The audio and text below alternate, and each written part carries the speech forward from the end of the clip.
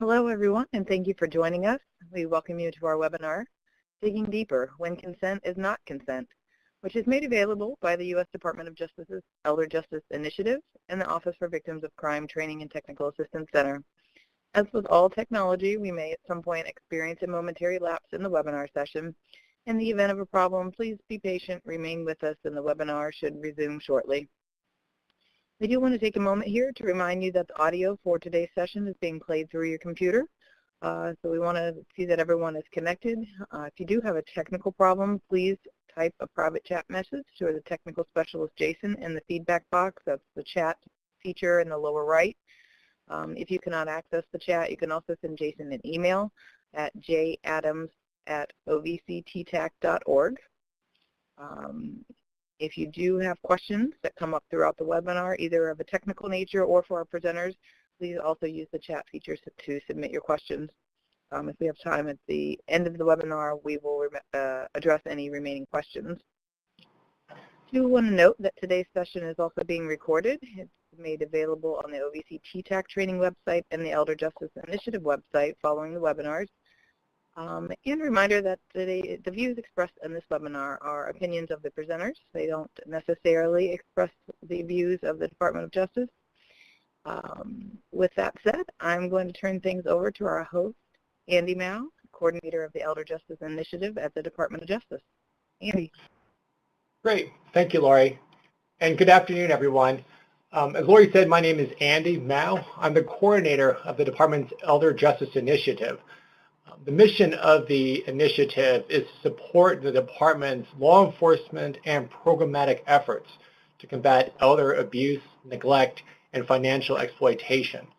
All the resources and the trainings that we develop for state and local prosecutors, law enforcement, and other responders to elder abuse are all contained on the Elder Justice website, which can be found at elderjustice.gov. It is my pleasure today to introduce our speaker, Jane Walsh. But before doing so, what we oftentimes do is have folks do a quick poll, letting us know sort of what your professional background is, and so we know what the audience composition looks like. So if you can fill that out when you have a chance, that would be great. So why don't I give you a second to do that?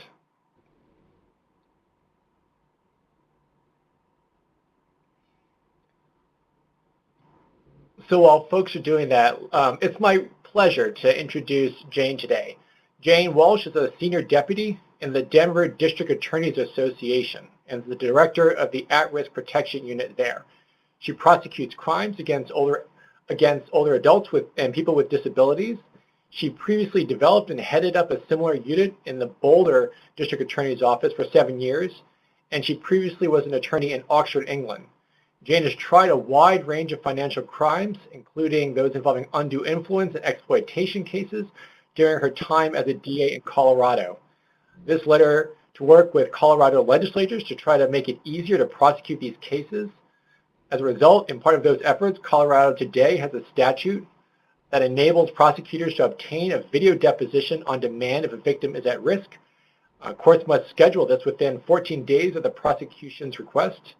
Another statute widens the admission of hearsay statements for all offenses involving victims with intellectual and developmental disabilities. It's a real pleasure to have her speak with us on the issue of consent, which has been raised on previous webinars before. So we look forward to Jane's remarks. And with that, Jane, I turn the baton over to you. Thank you, Andy, and good morning or good afternoon, depending on where you are today.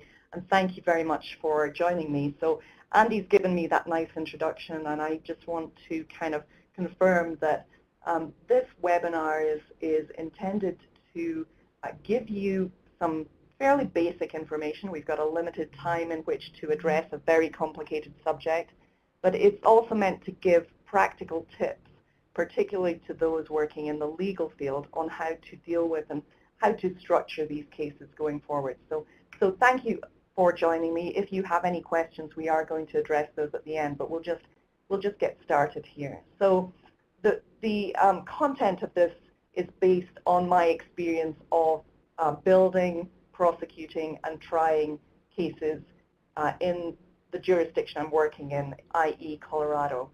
So, you know, if you guys can have the benefit of my trial and error, dreadful pun intended, then I'm glad about that, and hope that you'll be able to really get some new ideas in your way of thinking about these cases.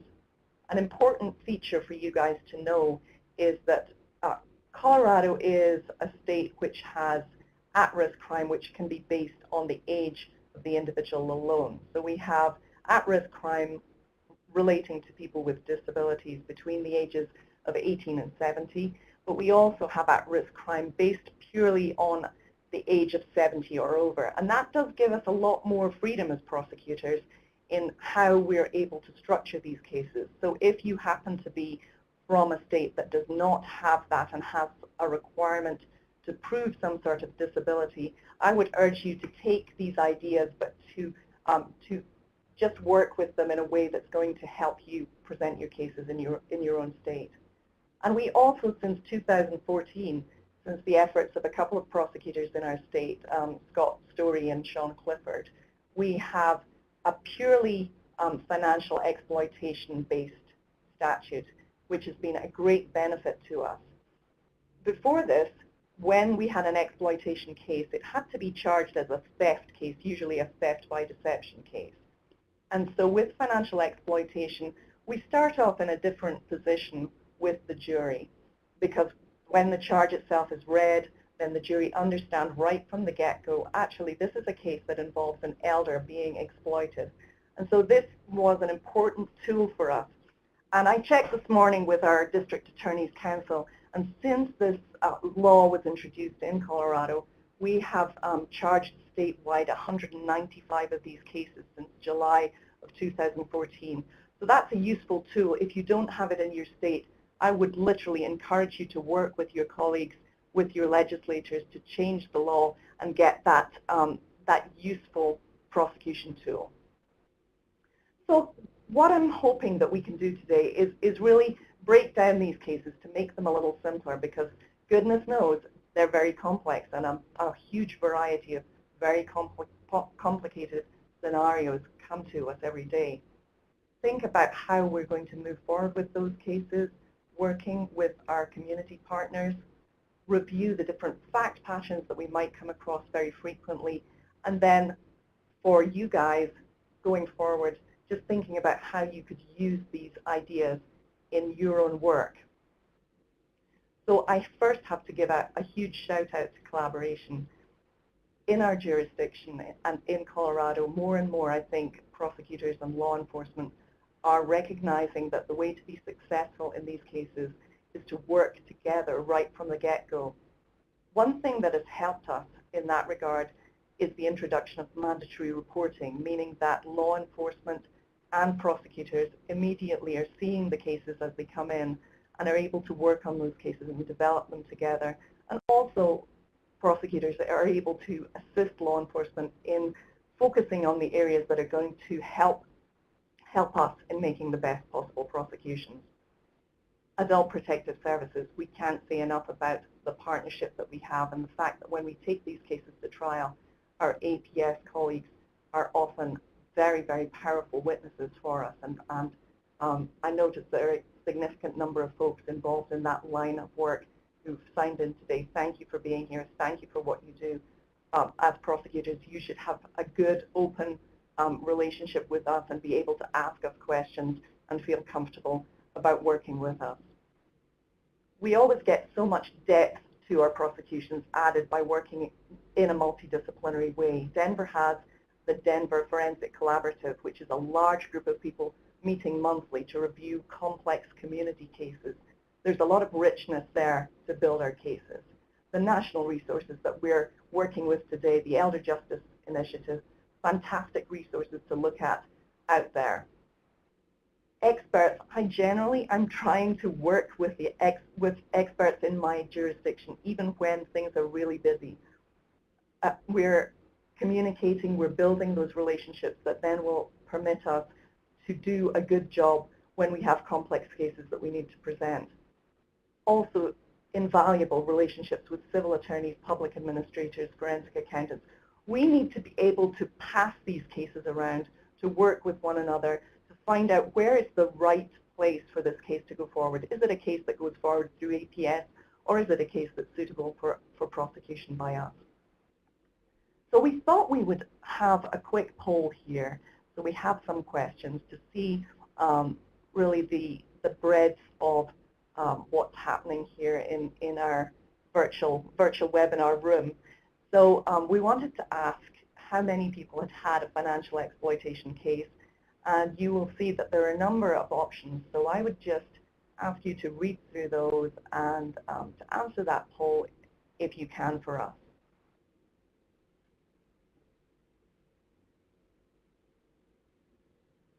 Okay, so looking at that, it seems like we have a significant number of cases filed. Some of those have gone to trial. I have found that a lot of these cases, maybe due to the character of the defendants, my cases have ended up going to trial. And I'm really liking seeing the bar that's going up there, showing that those have been successful prosecutions.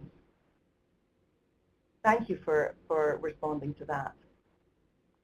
And another follow-up question, to find out if consent is an issue for you guys, because as I say, it's an issue that we struggle with kind of on a weekly basis.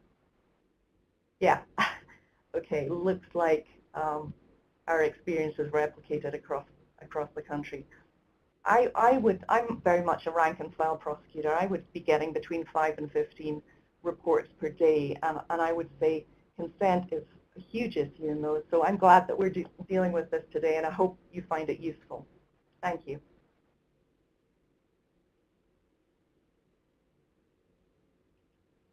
So let's move on. Let's talk a little bit about consent cases. These are the traditional places we expect it to come up, where there's a sex crime and an allegation of consensual conduct to negative that. In neglect in family cases rather than in institutional cases, where family caregivers may say this is what the person wanted. But overwhelmingly, I think the focus is on financial cases, and this is where we're going to focus our attention today. So I think we can't deal with the multitude of fact patterns really effectively today, which is why I say I've stripped it down to some very basic constructs. The family feuds, I think with experience, we learn to ensure that we are not hijacked by some family members' agenda, but I still feel that at the outset of these cases, it is oftentimes very difficult, very, very tough nut to crack to determine what the true situation is. The other thing that I also find, which you guys may find, is that we get a lot of reporting of things that happened quite some time in the past, and then we have the additional challenges of perhaps the victim has passed away, perhaps the victim is really not able to participate in the case very fully, and we'll talk a little bit more about that. So I just wanted to start out with the sort of common fact patterns that you will be hearing about, seeing about regularly. And this is really a classic. And this is where the victim has given some sort of consent for the use of some financial transaction device, and then the perpetrator goes ahead to just ignore that and take money for their own purposes. So in this case, the authority is exceeded without the knowledge of, generally without the knowledge of the victim, and you will need victim input in your case as well as the financial records to put that case together. That would not be a financial exploitation case in Colorado. That would be a theft case. So consent of the victim and the extent of that consent, the extent of that authority, and the paper trail are what makes that case. However, and this is where we kind of go up one level into consent, we kind of dig deeper into consent. When you as a prosecutor get those cases, then you should be looking both at what happened, but also at whether that originating act was in fact truly consensual. So that's the kind of second level of digging into consent that we might have. So it may look like a pretty straightforward case, but may turn out to be something more complicated. We often call this in our case discussions, we kind of call it maybe a a substitute POA, where for convenience a family member is going to go onto a bank account. Usually it's a family member, can be a friend or a roommate. Someone goes onto that account as a second signer, and then again there is unauthorized spending and it's without the consent of the senior. So the senior has given consent perhaps to that original authority being given, but then something's happening that they don't know about. And then there's a discovery, maybe by the bank, maybe by the senior, maybe by another family member, and that case is investigated. Again, that case looks on its face like a fairly straightforward theft by taking case.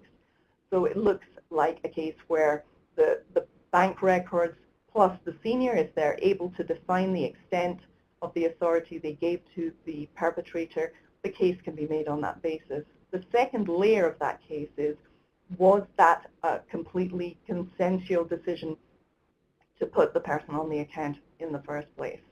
So that may again be digging deeper into consent. I always sigh with relief when I see that we've got a power of attorney case, because that does give the fiduciary aspect to it, which is really going to be to our benefit if we're trying to structure a case. Because if the fiduciary has been taking money, using it for their own purposes, we have that comfort of knowing that they shouldn't have been doing that under the power of attorney, because they should have been operating their transactions for the benefit of the person who has granted it to the agent. But again, you might go back into the history to the second layer of consent. Was this a valid consent in the first place? I'm sure that a lot of you have seen situations where someone's cognition is declining and there are what we might call power of attorney wars. There are different members of the family trying to get different powers of attorney or revoking powers of attorney. So in that case, then the prosecutors should be looking at the second level, digging deeper into the consent for the original granting of the power in the first place. So what we're really looking at here is kind of earlier than a defense of consent. It's actually where consent is kind of part of the fact pattern of our case.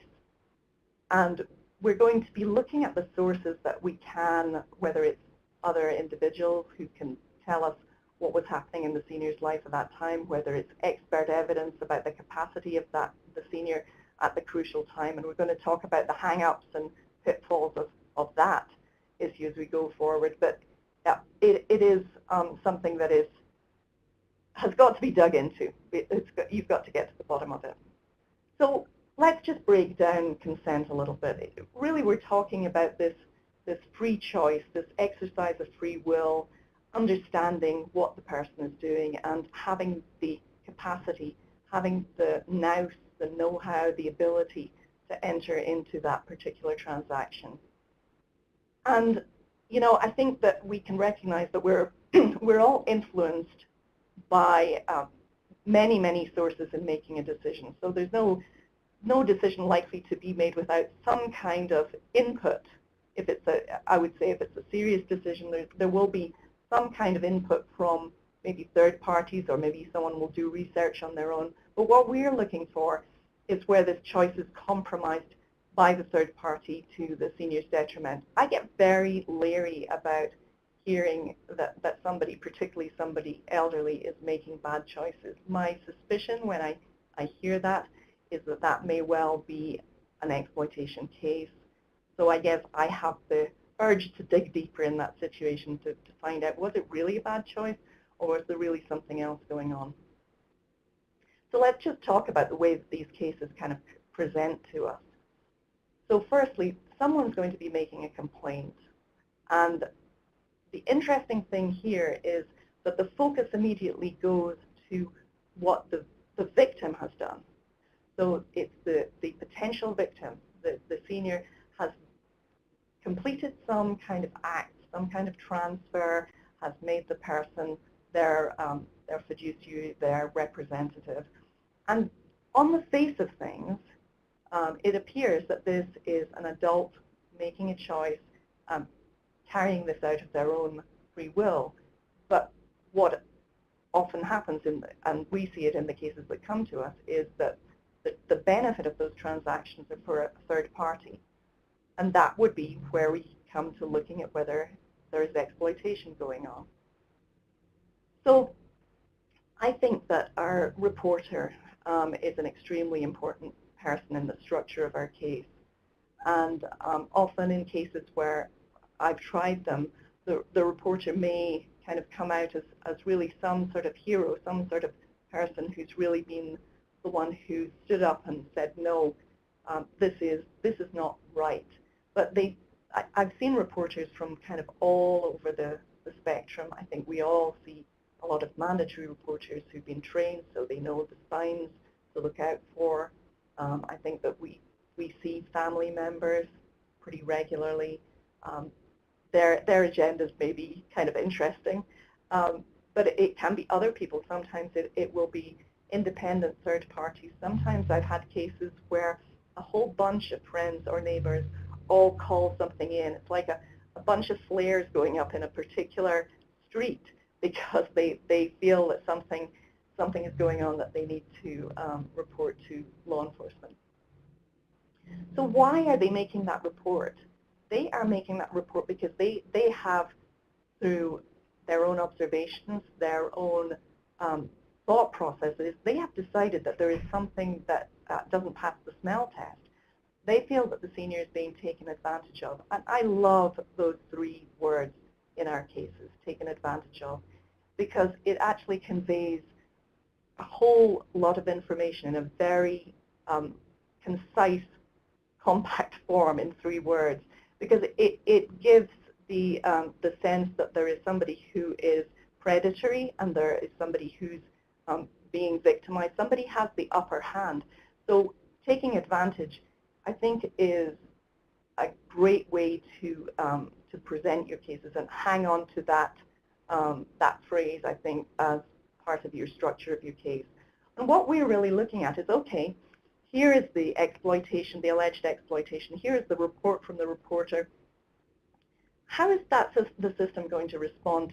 Because this apparently consensual act has taken place. And how are we going to get from the apparently consensual act to actually investigating, filing a case, proving a case, and convicting a perpetrator where that's the right thing to do?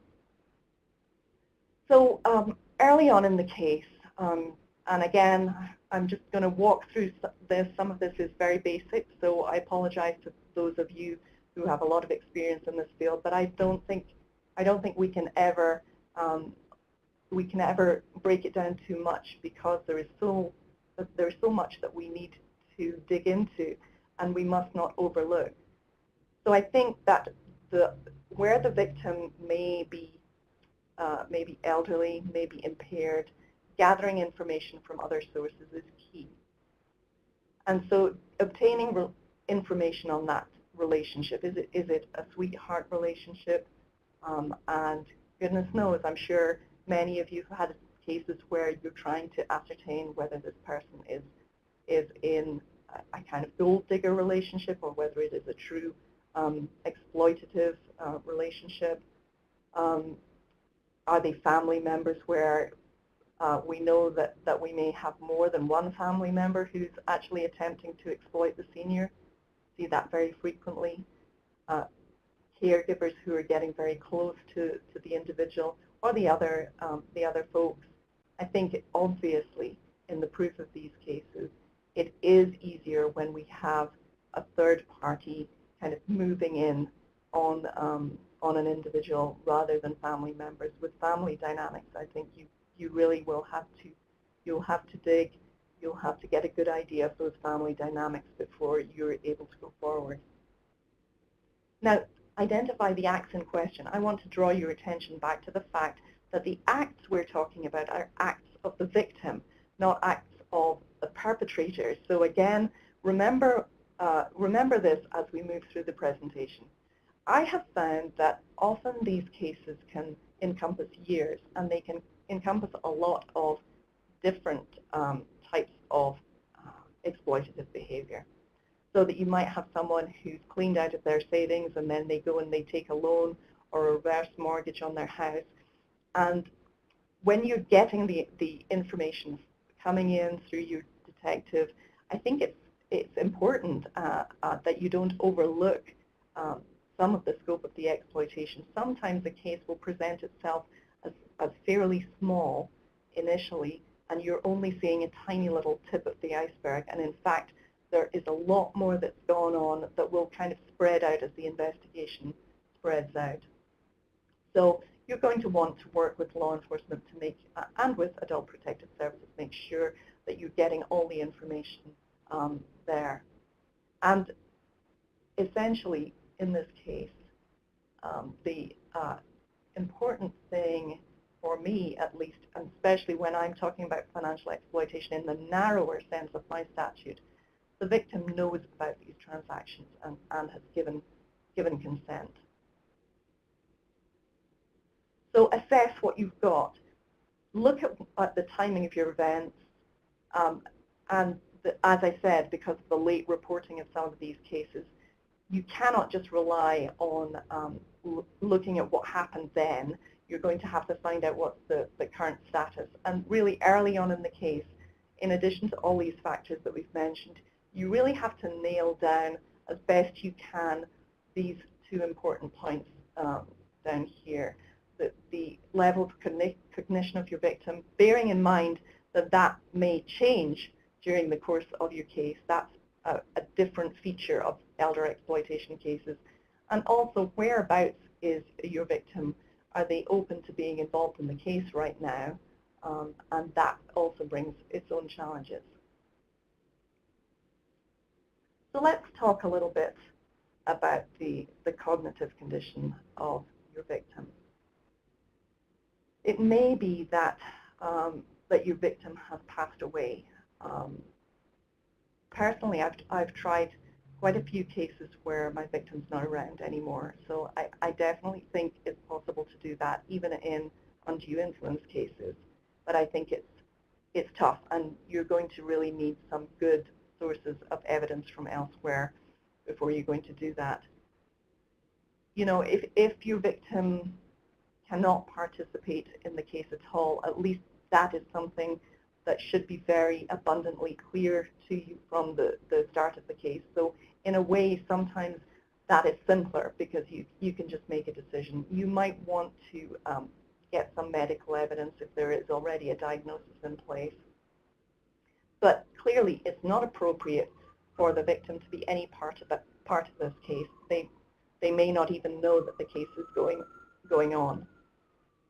Now, the second scenario here is where the victim has some significant impairment, but they may be able to participate to some extent. And you know, what should you do when you've got a situation like that? Well, clearly that is likely to be only going one direction. It may be that the victim has some temporary issue and is going to recover, but in most of my cases, that is only going to degenerate. So there are a couple of things that that colleagues across the country have used as innovatively to preserve the condition of the victim. So, for instance, there can be a video recorded interview of the victim, which is not about any of the facts of the case, but if the alleged events are pretty close in time, it's a very good barometer of what the victim's condition was at the time. So a script, an interview script, which is really more like a day in the life of, which prosecutors can then seek to admit at trial, not for the truth of the matter asserted, but really to show the condition of the victim. Another thing that I have used is where a victim has some memory of the events at the time that the police attend, and so has made some statements to the police, but really has such significant cognitive impairments that they're not likely to be able to remember and repeat those statements at trial. Is I have used depositions where it's appropriate, where the victim understands the court process sufficiently and can be comfortable with knowing who everybody is, so that it's not inappropriate to take them into a courtroom. I've carried out what I would just generally refer to as a kind of impeachment deposition. So putting the victim on the stand with the consent of the court, obviously, it is a difficult process sometimes for the victim if they don't remember all of the details, but they can be impeached gently about their lack of knowledge, which will enable you to bring in those subsequent statements and use those. So that's some tactics. The other thing to do, of course, is if your state has a process for just preserving the evidence and they can recall and recount, then obviously that's it's better than impeaching your victim, right? And then thirdly, I've had a lot of situations, a lot of cases where actually the victim's able to give a pretty good, maybe not entirely chronological, but pretty good account of how they've been exploited. And that is the witness who's going to be testifying if the case goes forward to trial. And that's really where we all are trying to get the case moving, get the case to trial if we think it's going to get to trial. And also, the other issue is your victim on board? Where your victim is still aligned with the perpetrator. And I'm talking now about the victim here who can recall and recount what happened, but they may be entirely still under the sway of the person who's influencing them. That's a tough case. I often am working with APS or with public administrators where I have that case, and I believe that it's not going to be a case where I can file criminal charges. I've seen victims in this second stage, the kind of realization stage, where they still believe some of the things they've been told by the perpetrator, but they're starting to recognize what's happened to them. And thirdly, I think that we need to recognize that even if the victim's totally on board, it's still a really, really difficult process for them to go to court and to have to face the perpetrator, but also to have to admit that they were conned, they were swindled. So I think there are still barriers there. But establishing where your victim is, both cognitively and in terms of their attitude, are essential so that you can go forward and you can now structure how you're going to build this case.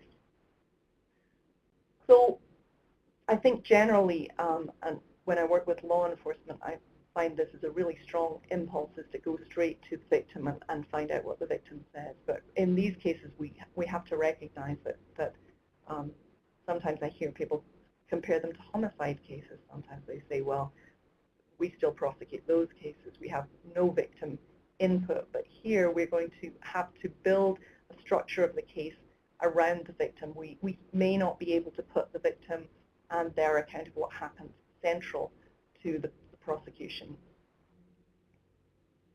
So challenging consent. What we want to do is we want to look for some evidence that relates to knowledge and voluntariness, and also to the cognitive condition of the victim.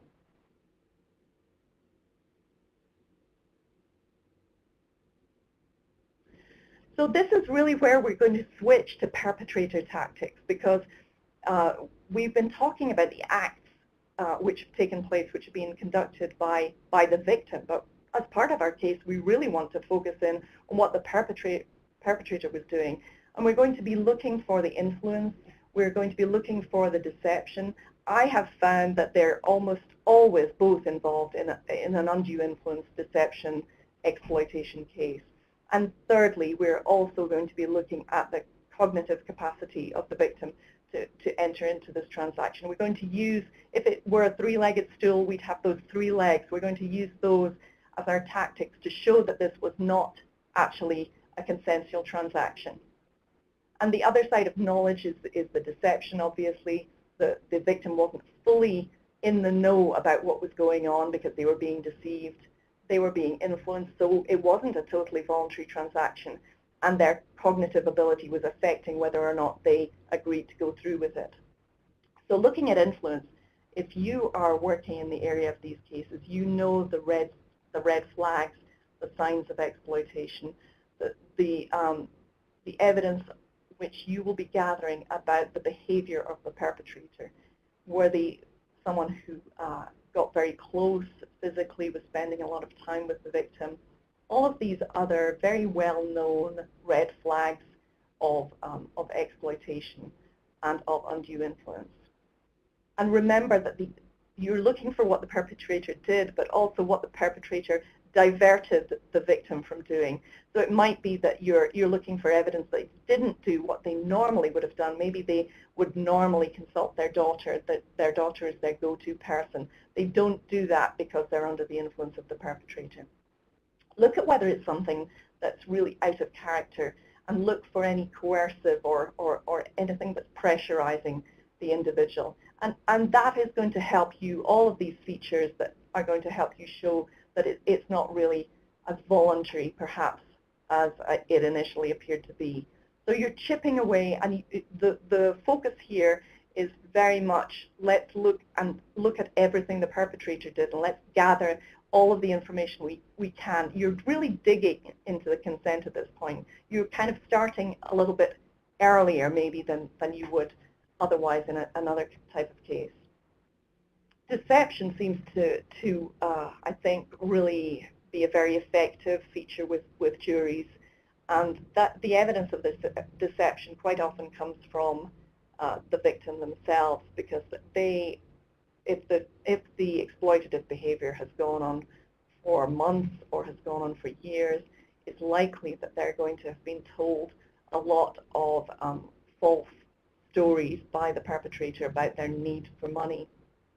So just a few examples in there. I'm sure that you could probably make a list slides long of the different excuses that people come up with.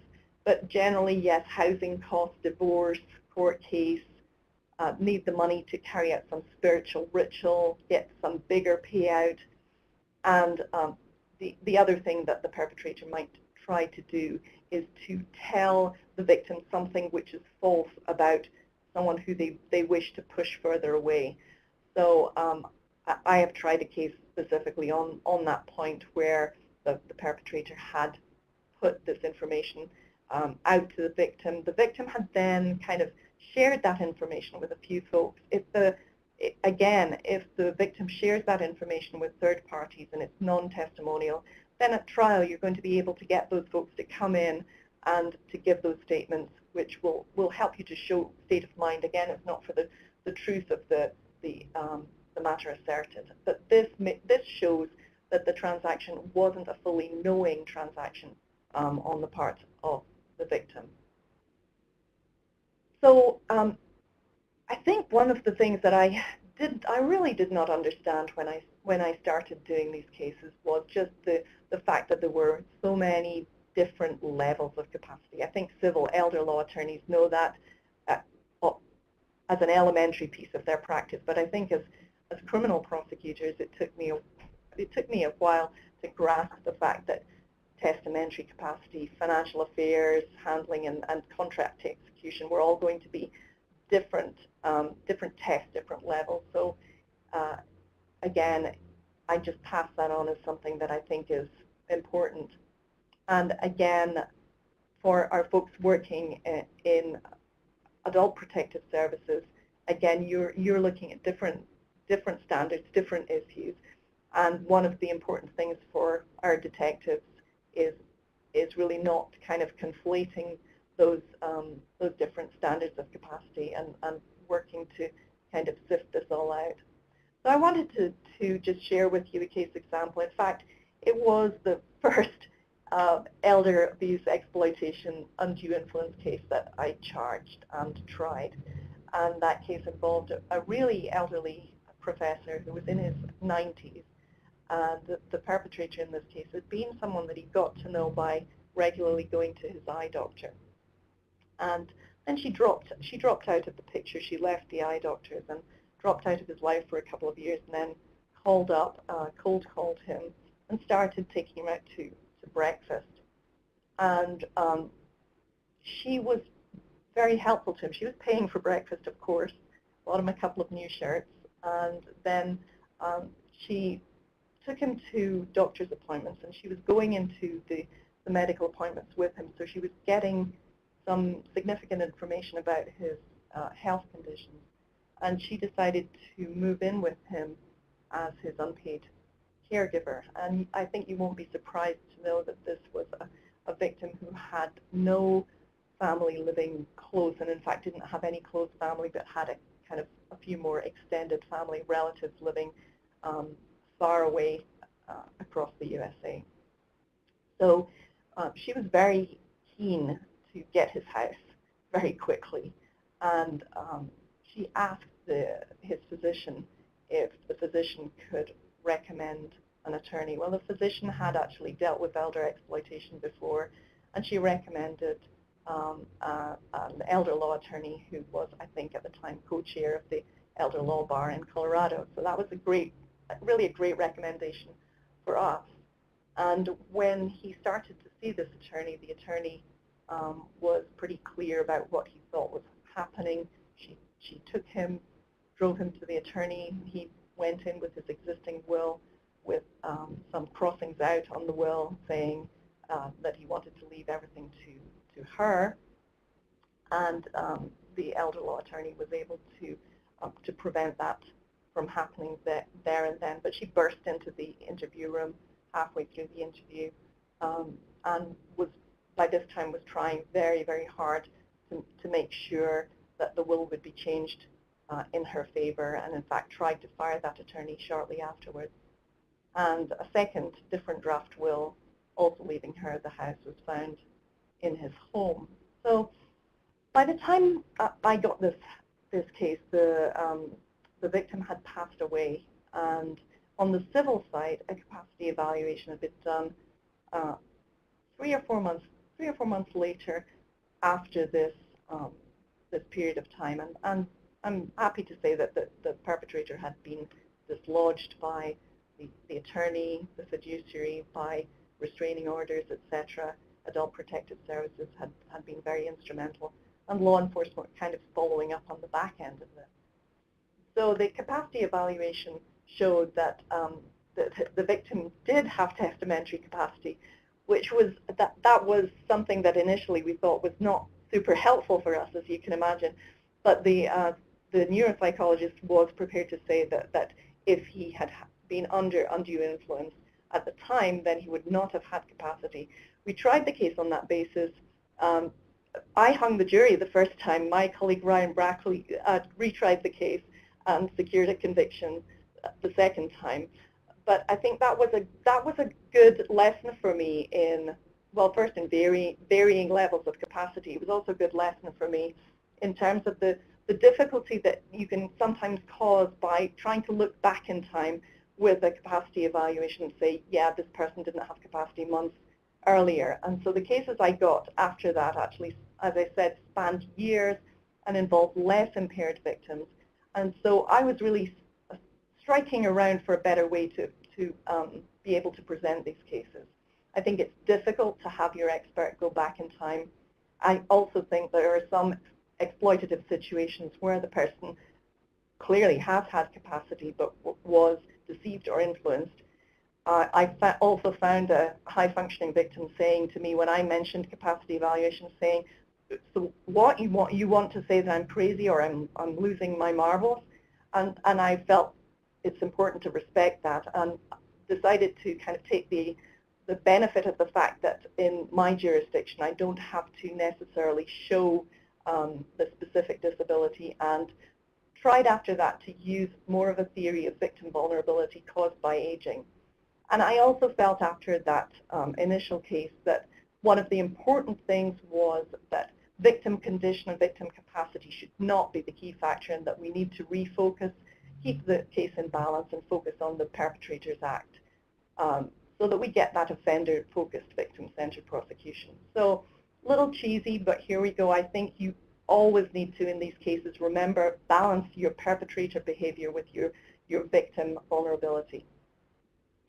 And also, I use this tool when I am actually putting these cases together, because I want to make sure I go back far enough. I want to make sure that I talk about identification of the target, isolation of the victim, manipulation, and exploitation. I want to make sure that I show exactly how the abuser took advantage. So I literally go through my cases and I plug in here, for instance, the facts that fit those particular parts of the kind of cycle of exploitation. So So for instance, where they met and how that happened, I want to dig into that. I want to find out what the specifics were of how the victim was isolated. I also want to know what was the manipulation in this case. So actually, the financial piece of it comes right at the end in the exploitation there, but we have dug into and looked into the entire cycle of exploitation, and we've tried to focus in all of these features on the perpetrator behavior and criminality, so that we're not, again, focused too much on the acts of the victim. But the last piece of this, and I think the important message that I would want to just convey to you is that I think there are different ways of putting over the vulnerability of the victim, and it still is clearly going to be a very integral part of our case. I think that although there are many benefits to aging, I think we need to recognize that there are a lot of challenges, and why this victim did what they did may rest very heavily on where they were in terms of their own challenges and the life events that they were going through.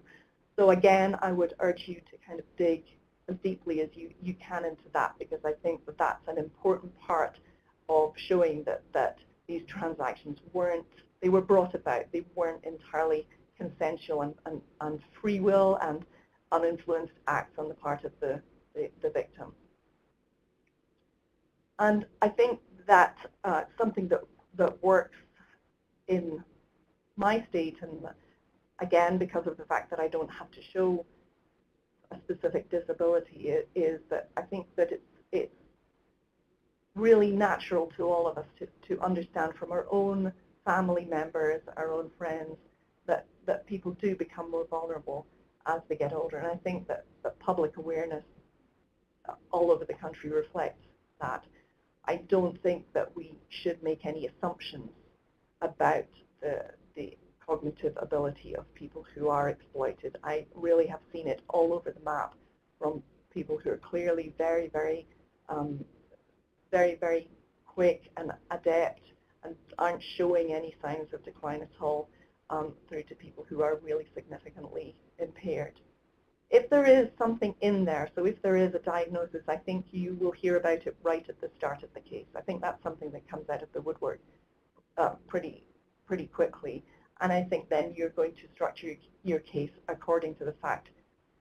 In one case, I literally had my detective go around to the nursing home, just say hello to the victim, confirm that she was in a memory care unit, and I felt that I'd kind of covered that aspect of the case. So how deeply you need to dig into that is kind of a matter for you based on the facts of your case. You might need to get medical records, you might need a capacity evaluation.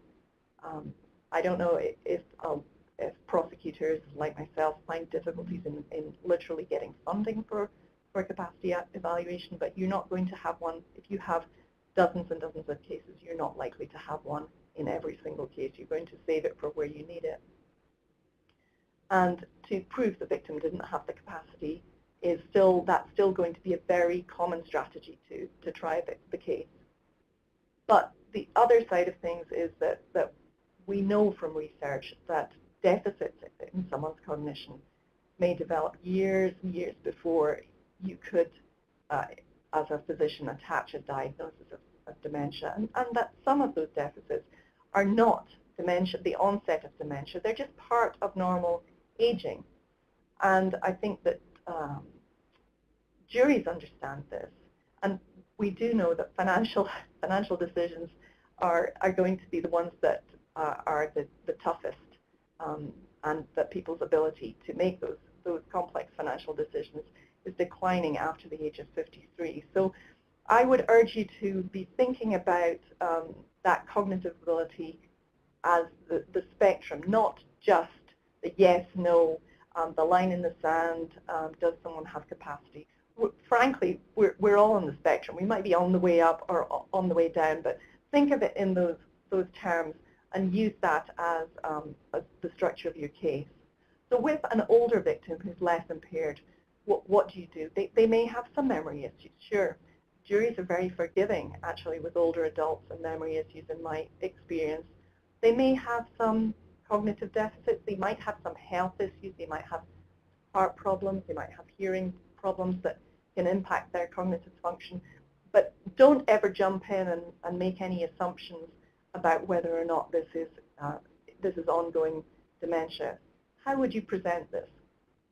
Well, you can call an expert witness, a neuropsychologist, a geropsychologist, and talk where you have a high-functioning victim, but they appear to have some memory, a little memory loss, maybe some cognitive deficits. You can have your geropsychologist, neuropsychologist talk about aging of the brain in general, and talk about how people's cognitive processes change as they get older, and how that will affect their ability, their executive functioning, which will affect their ability to make complex decisions. And it also affects their ability, their insight. That's kind of as far as we can go, I think, with the scope of that in the time that we have today. But that is a good way of presenting the cases also. It does make real life sense to the juries. They're in the position of listening to the expert evidence and becoming educated as to why the victim's vulnerable, why they're susceptible to influence and deception.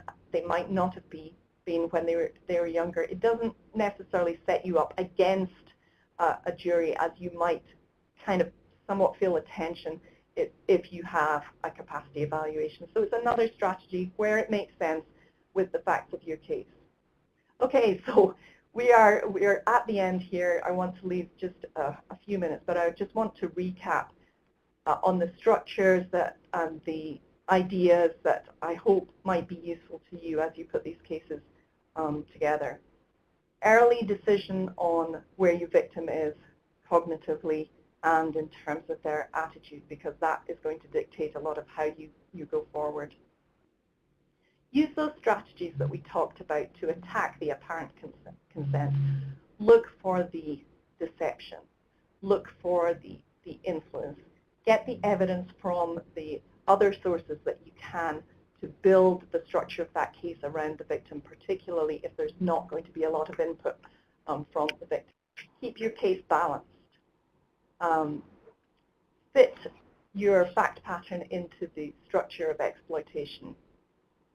Keep the focus really well balanced. Don't let it become, did the victim want to do this? It's got to also be, look at these acts by the perpetrator. And that's, I guess I'm going to wrap it up now, because I'm going to say that I hope that's given you some ideas to work with, some ideas to take away. I love prosecuting these cases and working with the other community agencies in my area. I'm happy to answer any questions. It's really a privilege to get to talk to all of you guys today. Hope you have a great day, and hope this is something that's been helpful to you. Thank you so much, Jane. I think there are a few questions to follow up on. I guess one practical question is, you indicated before that to the extent that a capacity assessment is necessary, and that it's not always necessary, but to the extent that it is, you have relied upon geropsychologists or neuropsychologists. First of all, how did you locate ones that you found to be good? And then, do you find that those are the most persuasive to a jury, or are there other types of professionals that can also provide capacity assessments that can also be persuasive to the extent that someone doesn't have access to a jury psych or a neuropsychologist? Yeah, so I think that I have used neuropsychologists, and I have found that they have been persuasive experts to a jury. In finding one, I would say that the local elder bar who are using them for capacity evaluations much more frequently than we are a great source. So I would speak to civil lawyers in your area. I would ask them, who do you reach out to? I would then have a series of conversations with the folks that they suggest, maybe meet with a couple of them to find out if you're on the same page. I do believe that, you know, there are wide varieties of experts that you could use. I'm sure that you could use other medical experts in place, provided they could give you sufficient experience in their CV for you to be satisfied that they're specialized in this field. It's very helpful, however, I think, even if you don't have someone available super locally, I think it's helpful to identify someone who is in this field and who you feel you'll work with effectively and who's on the same page as you. Thank you. You also mentioned before that it's important to think about cognition as a continuum. And I guess my question for you is, improving a case, let's say you have an older adult who is fairly high functioning in terms of activities of daily living and things like that, however, may have reached a point where he or she has issues in terms of making more complicated financial decisions. First of all, do you find in your experience that juries are able to accept that sort of differentiation? And how do you overcome defendants who I assume will try to show the fact that the older adult is functioning highly on all other sort of metrics, except for in terms of making financial decisions? Yeah, and I think it's hard to give a general rule, because I think that you have to deal with the specific facts of your case to decide, okay, is this person so impaired in that particular area that it is definitely appropriate to have their capacity evaluated, or should I just go ahead, I guess, with on the spectrum? I have found that, yes, I think juries can differentiate. And I would also just refer back to the case example I gave. The defense tried really hard, because this was somebody who'd been a professor at a university, tried really hard to say, okay, this was somebody who was still kind of reading about string theory, you know, before he went to bed every night, and was obviously very capable of making these decisions. And in that case, a test that the capacity evaluator had done was very useful to rebut that, which was asking him how many items in a supermarket could he name in 60 seconds, and he came up with 2. So I think in that kind of case where you do have a significant impairment, it's going to be very useful to have something to rebut those defense claims.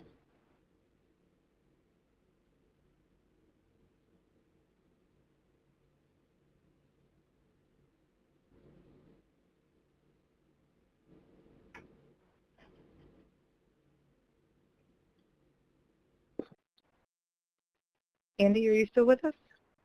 Hi, yes, I am. My follow-up question was, you mentioned before that there may be times when the victim either denies or doesn't want to believe that he or she may have been the victim of exploitation or fraud, or does not want to have his or her capacity assessed or sort of openly challenged. Can you talk a little bit more about what types of strategies you've used in those types of situations to overcome that? Yeah, and I will say to you quite frankly that I've fallen back on, definitely on adult protective services as my main go-to in those situations, because I think that in a case where the perpetrator and the victim are very strongly aligned, and maybe the perpetrator is still exercising the control, then to stop the offending and also to protect the victim, we're going to have to teamwork it. It may be that once Adult Protective Services have started to do their work, that more information comes to us and we're able to file charges. But I think that I've had several situations where I've needed something done really fast, and either a public administrator has used my investigator to seek an emergency conservatorship, or Adult Protective Services have in fact taken guardianship in a couple of cases. So I think that collaborative working helps very much with those Great. And with that, it appears that we have come to the conclusion of our webinar. Thank you so much, Jane, for a really enlightening and powerful presentation. Thanks to all the participants who took the time to listen in. To the extent that anyone has any follow-up questions, feel free to write them to elder.justice@usdoj.gov, and we're happy to either forward it to Jane or to try to address it. And otherwise, thank you again for everyone for participating in today's webinar. Have a good day.